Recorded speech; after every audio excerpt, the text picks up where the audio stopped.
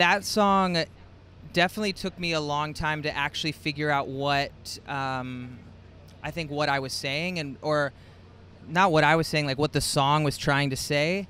And it was months later that I was at the Women's March in New York, and I walked in it with my mom, and there was something about the power of that day and the sort of like people speaking up for things that like we shouldn't still be speaking up about, but we are, you know.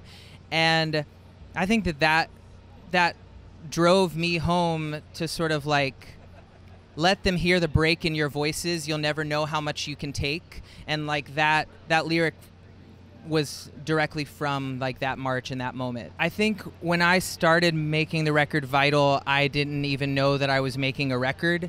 To me, it was just like I was trying to process my life and my journey in the only way that made sense to me, which is to do that through music. There was a quote that I kind of told myself secretly the whole time, like, in order to have something you've never had, you have to do something you've never done.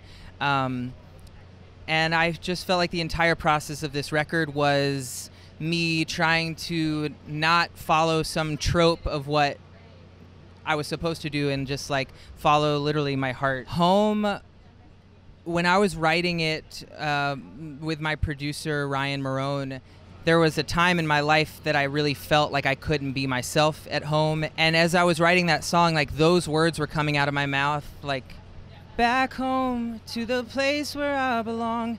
And I remember like stopping myself being like, how am I don't even know how I'm writing a song about home. I feel so conflicted about home. I feel most at home anywhere but home. But right around the time of writing that song and then feeling like I wanted to add like a bit of my hometown into it, my dad passed away, and it kind of sent me like, I kind of forgot about the song for a minute. And then months later, as I was working on this record, like Ryan like put the choir that I had recorded into the song and like sent me this bounce, and he's like, what do you think of this? And it was like, it was divine. It was like, I don't know how to describe it. I can't describe it. There's nothing like it. What's up, y'all? This is B.O.B. This is G-Eazy. I'm Mo. This is Julia Michaels. This is Logic. Make sure you subscribe to the Recording Academy channel. Flex.